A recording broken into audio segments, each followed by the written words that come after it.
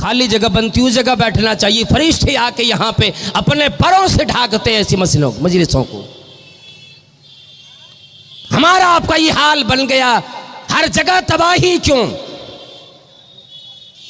बाजार गर्म है हमसे, वाह ठंडी नहीं लगती, यहां बैठेंगे हम, हमारी आपकी मौत आने लगती।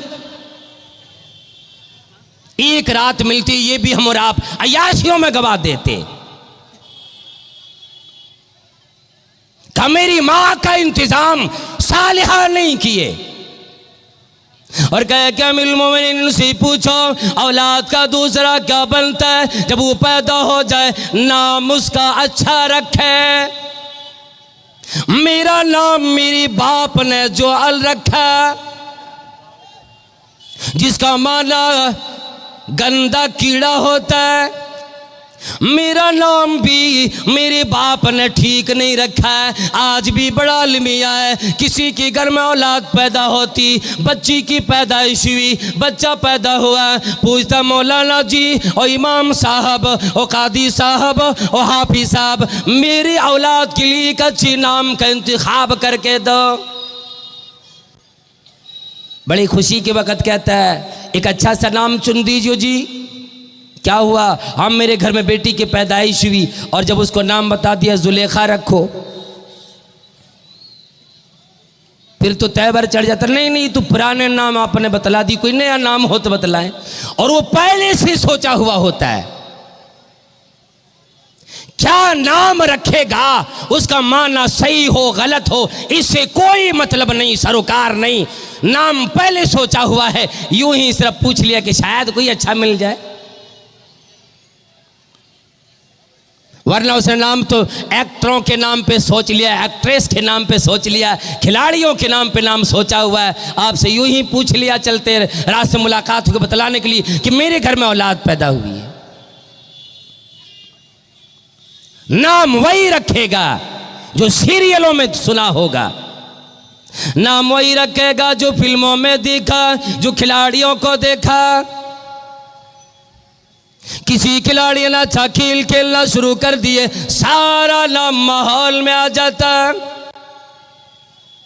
किसी के घर में कोई औलाद पैदा होगी, उसी खिलाड़ी के नाम से उसका नाम रखा जाता। जो नाम प्यारा वो नहीं रखा जाता। का दूसरा हक मेरा मारा, यही है धोखेबाजी। और तीसरा हक ये मारा कि मेरे अब्बा ने मुझे अच्छा माहौल माशरा नहीं दिया, मेरी तालीम का इंतज़ाम इसने नहीं किए। अल्लाह अकबर।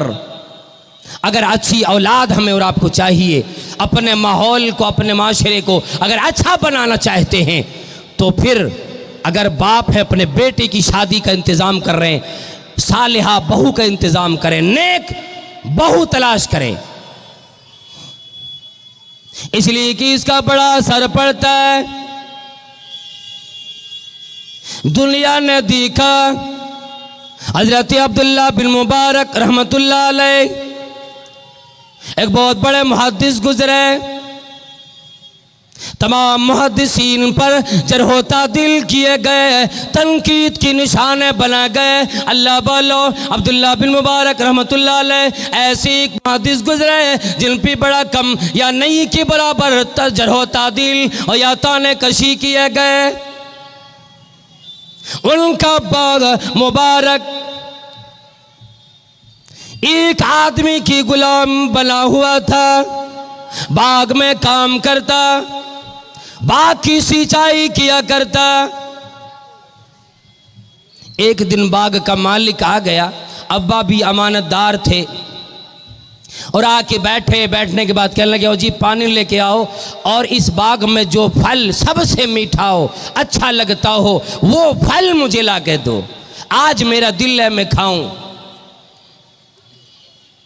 अब मुबारक रहमतुल्लाह अलैह ने जब फल ला करके दिए, खट्टा निकला, फिर कहा तुम्हें अंदाज़ा नहीं, दूसरा फल लाओ, ये खट्टा है, फिर दूसरा लाएगा, वो भी कसीला निकला, यानी बेहतर फल नहीं दे सके।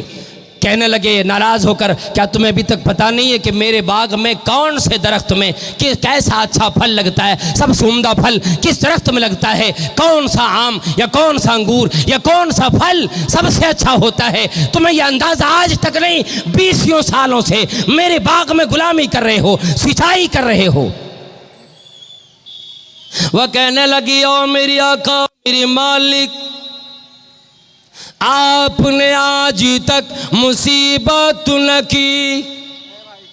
आपने मुझे अपने बाग की सिंचाई के लिए बाग में रखे, मैं देखभाल किया करता हूँ, बाग में सिंचाई करता हूँ, बाकी मैं जब कोई डाल काटने की ज़रूरत हो मैं उसको अच्छा कर दिया करता हूँ, हर एक चीज़ की देखभाल तो मैं किया करता हूँ। और मेरे मालिक, आपने आज तक मुझे बाग में फल खाने की इजाज़त न दी। अमानतदारी तो ये है कि मैंने आज तक इस बाग का एक भी फल नहीं खाया। मैं फल खाऊं तो अंदाजा लगे कौन सी दरख्त का फल कितना मीठा है, कौन सा दरख्त का फल कसीला है, कौन सी दरख्त का फल कड़वा है, मुझे अंदाजा नहीं। कहने लगे, ऐ मुबारक, तू मेरी सोच से भी ज़्यादा अच्छा निकला, बड़ा आला मकाम का आदमी निकला। ऐ मुबारक, आज से तेरा ये मकाम नहीं, आज चलो तू आज के बाद से मेरे घर में रहेगा, मेरा मुशीर बन के रहेगा, मेरे घर की निगरानी किया करेगा। इतने अमानतदार आदमी हो। लेकर अपने घर पे चले गए। एक दिन मुबारक रहमतुल्लाह अलैह जब वहाँ पे दरवाजे पे खड़ा है, देखा अपना मालिक एक मर्तबा घर के अंदर जाता है फिर बाहर आता है। गोया कि आदमी जब परेशानी में हो चलने लगता है, उठने लगता है, बैठता है, सोचने लग जाता है और ये चेहरा बता देता है किसी परेशानी में यह आदमी मुब्तला है। मुबारक ने पूछ दिए, ओ मालिक जी, अगरचे मैं आपका गुलाम हूँ लेकिन मैं ये आज जानना चाहता हूँ क्या कोई तकलीफ आपको लगी, क्या कोई परेशानी है? आज से पहले मैंने आपको इस हालत में नहीं देखे, क्या कोई परेशानी आपको है? कहने लगे, हाँ मुबारक, परेशानी तो है। मेरी एक ही बेटी है और उसके लिए बड़े बड़े घरों से पैगाम आया है। किसी चौधरी के घर से आया, मुखिया के घर से आया, शाहों के घर से आया, पैगाम आया। मैं अब फैसला करने पे मजबूर, मैं परेशान हूँ, मैं फैसला कैसे करूँ, किस आदमी का पैगाम कबूल करूँ, किसको ठुकराऊँ, ये मुझे पता नहीं। मेरी बीवी मैं भी सुबह से लेकर अभी तक बैठ के मशवरे करते रहे, बात न बन पाई। मैं वही सोचता हूँ कोई रास्ता निकले कि मैं किसका इंतखाब करूँ। अब वो कहने लगी, ओ मालिक, ओ मेरी आका, अगर आप गुस्ताखी माफ़ करो, मैं भी एक मशवरा देना चाहता हूँ। वो तो पढ़े लिखे इंसान थे, अमानतदार थे। कह लगे, बतलाओ फिर क्या बात है? कहने लगे, देखें दुनिया में 4 वजह से 4 चीज़ों को लोग देखते हैं। जैसे कि हदीस मुबारक के अंदर भी ये चीज़ मौजूद है कि 4 चीज़ों को लोग देखा करता है और उन 4 चीज़ों में से कभी कभी एक ही चीज़ पर इक्तफा कर लेता है। माल देखता है, हुस्न व जमाल देखता है, ख़ानदान देखता है और सबसे आखिर में हल्की दीनदारी देख लेता है कि नमाज भी पढ़ती है कि नहीं। तो ये चारों तरीके 4 किस्म के लोगों के हैं। अल्लाह अकबर। कहने लगे, ओ मेरे मालिक, अगर आप यहूदियों की तरीके पे आप अपनी बेटी का निकाह करना चाहते हैं, यहूदी लोग दौलत को ही अव्वलियत देता है, हर शय पर उसकी तरजीह दौलत को मिलती। अगर आप यहूदियों की तरीके पे अपनी बेटी का निकाह करना चाहते हैं, देखें इन लड़कों में जितने का पैगाम आया सबसे ज़्यादा दौलतमंद लड़का कौन है? अगर आप हुस्न जमाल देखना चाहते हैं, आओ मेरी बादशाह, आप देखें ईसाई लोग वो जमाल देखता है, हुस्न को देखता है। आप इन लड़कों में देखें सबसे ज़्यादा हुस्न जमाल का मालिक कौन है? अपनी बेटी का रिश्ता उस लड़की के साथ कर दें। और तीसरा ये है कि अगर आप ही देखते हैं बड़ा ख़ानदान मिले, बड़ी कोठी मिले, बंगला वाला हो, ख़ानदान का रौब ज़माने में जमा हो, तो मजूसी लोग इस चीज़ को देखा करता है, उसके तरीक़े को अपना कर आप ये देखें कौन सा लड़का सबसे बड़ा ख़ानदान वाला है, उसकी निकाह में अपनी बेटी को दे दे। और एक सबसे प्यारी बात और मेरी आका जो शरीयत ने बतलाया, फरमाया फद पर बिदात दीन, दीनदार लड़की को तरजीह दो। इस्लाम का तरीक़ा यह है, कहने लगी आओ मुबारक आज तू मेरे ख्याल से भी ज़्यादा अक्लमंद निकला। और ये कह कर कि अपने घर में अपने बीवी के पास तशरीफ़ ले गए।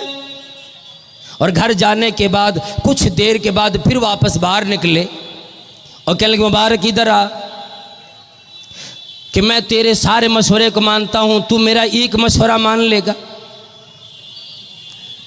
कहने लगे अगर मेरे लायक हो तो मैं तो कभी ये नहीं कहूँगा कि मैं टाल दूँ, मैं आपके मशवरे पे अमल करने को तैयार हूँ।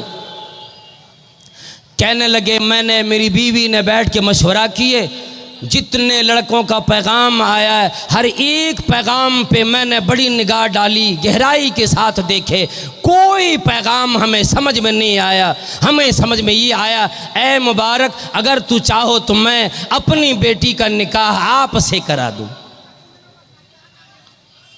कहने लगे ओ मालिक जी मैं गुलाम हूँ, मेरे पास कुछ नहीं। कहने लगे मैं जानता हूँ और इंतखाब की निगाह आप पे पड़ी है। बेटी भी लायक थी, अल्लाह बोलो इन्हीं दोनों इसी जोड़े से अल्लाह रब्बुल आलमीन ने अब्दुल्ला रहमतुल्लाह अलैह को जी एक बेहतरीन मुहद्दिस बने। ज़माने में उन्होंने पैदाइश ली, नेक माँ बाप से नेक औलाद पैदा हुआ करती,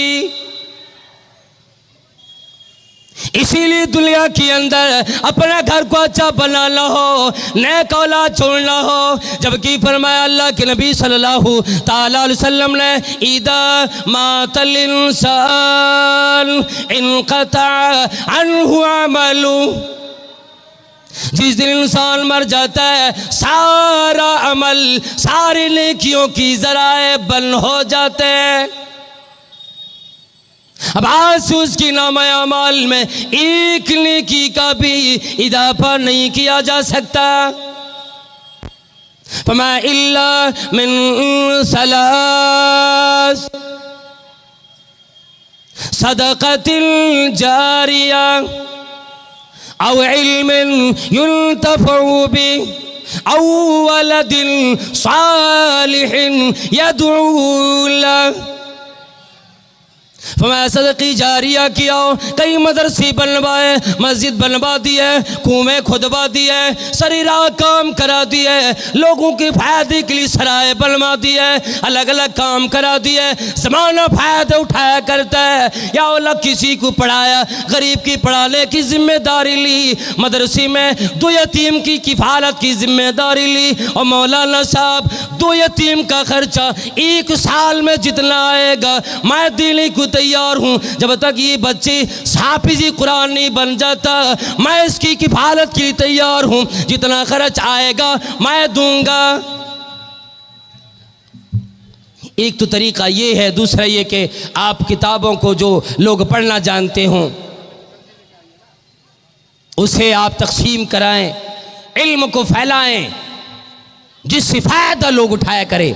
और फरमाया वलदिन सालिहिन, या नेक औलाद आप दे दें, वो नेक औलाद फिर आपके मरने के बाद भी आपके हक़ में दुआ करे और आपने जो उसे सीधी राह पे चला के गया अल्लाह रब्बुल आलमीन उस औलाद की वजह से आपके हक़ में दुआ कबूल करे। और फिर मरने के बाद जब आप कब्र में पड़े हों, आलम बरज़ख में हो, वहाँ भी नेकियों में इजाफा होता रह जाए। क्यों? वलदिन सालिहिन, नेक औलाद की वजह से। इंशाअल्लाह 5 मिनट। तो नेक औलाद को छोड़ना, और इस तरह से कुरानी आयतें भी अहादीस मुबारका भी कई एक आती हैं। अल्लाह रब्बुल आलमीन ने फरमाया कुल्लुकुम राइन व कुल्लुकुम मसऊलुन अन रइयती। औलाद के लिए भी अल्लाह रब्बुल आलमीन ने हमें और आपको, जिसको औलाद मिल जाती, जिसके भाई छोटे हों, बहन छोटी हो, या मोहल्ले में कोई यतीम हो, गरीब हो, उस सब के निगरान अल्लाह रब्बुल आलमीन ने हमें और आपको बना दिया। तो आप अपने घर के निगरान हैं, अपने ख़ानदान के निगरान हैं। अपने बच्चों को बेहतरीन माहौल माशरा दें, और सबसे बेहतरीन माशरा माहौल आप उस वक़्त दे सकते हैं जबकि आपकी औलाद रोज़ाना मकतब पढ़ने के लिए जाया करे। जब औलाद मकतब में पढ़ के फारिग हो, फिर उसको किसी अच्छे मदरसे में दाखिला दिलाकर एक बेहतरीन तालीम दिलाई जाए, उस औलाद को तालीम की तरफ लाई जाए।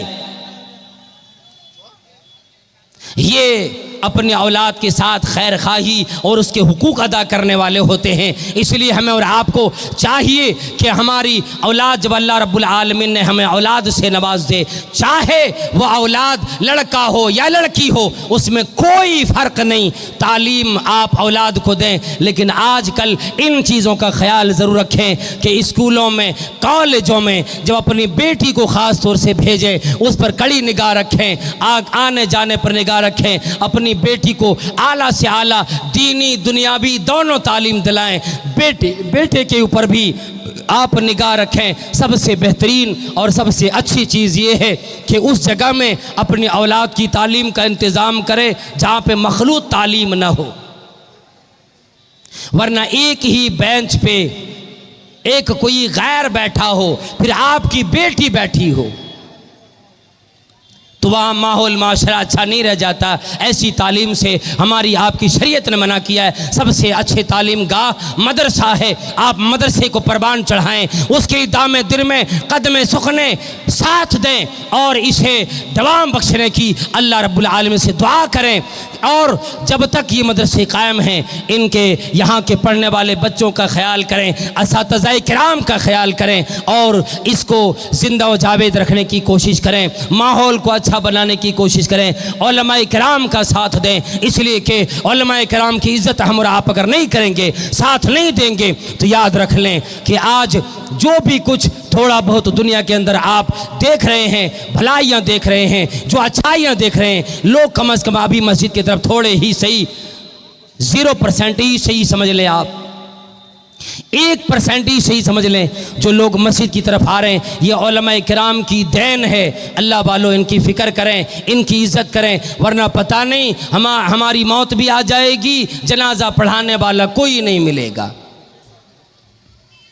हमारी बेटियों की तरबियत करने वाला, तालीम देने वाला कोई नहीं मिलेगा, उसे अच्छी बातें बतलाने वाला कोई नहीं मिलेगा। इसलिए हमें और आपको चाहिए अपने औलाद की तरबियत में, अपने औलाद के पढ़ाने वाले असातिज़ाए किराम और अपने माहौल माशरे में आने वाले उलमाए किराम का एहतराम का ख्याल भी रखें। अल्लाह तबारक व तआला से दुआ गो हूँ, या अल्लाह हम तमाम लोगों को जो बातें सुने हैं, परवरदिगार आलम जो बातें सुनेंगे, उलमाए किराम के बयानात जो सुनेंगे कुरान व अहादीस से, हम सबको उस पर अमल करने की तौफीक अता फरमा। या अल्लाह उलमाए किराम के साथ इज़्ज़त व अदब एहतराम के साथ पेश आने की तौफीक अता फरमा। या अल्लाह हम सब में जिसकी शादी हो गई, जोड़े वाले हो गए, परवरदिगारा उसे नेक और साले औलाद अता फरमा। या अल्लाह जिन्हें तूने औलाद से नवाज दिया, इस नेमत की कदरदानी करते हुए अपनी औलाद को एक नेक माशरा, एक नेक माहौल देने की तौफीक अता फरमा। उरियानियत से, फहाशी से, ज़िनाकारी से अपनी औलाद को बचाकर दीनी सीधी राह पर चलाने की, इस्लाम की राह पर चलाने की तौफीक अता फरमा। आमीन। मैं शुक्र अदा करता हूँ यहाँ की कमेटी मंझेली और इस मदरसा के कमेटी के, इस जलसा कमेटी के तमाम इंतज़ामिया के। मैं वैसे नाम से वाकिफ़ नहीं हूँ, और अल्हम्दुलिल्लाह मैं जो यहाँ पे आया हूँ अभी अकमल हुसैन साहब के मार्फत से आया हूँ, और पहली दफ़ा मुझे शायद इस जगह पे यहाँ आना हुआ है। अल्लाह ताला से दुआ करता हूँ, या अल्लाह इस जलसे के तमाम इंतज़ामिया कमेटी को और इसमें साथ देने वाले तमाम लोगों को, जितने लोग आज आ रहे हैं और जितने लोग अदब के साथ बैठेंगे, या अल्लाह सबको सुनने की तौफीक अता फरमा और या अल्लाह सबको हर तरह की परेशानी से अपनी पनाह अता फरमा। आमीन व आखिर दावाना अल्हम्दुलिल्लाह रब्बिल आलमीन। अस्सलामु अलैकुम व रहमतुल्लाह।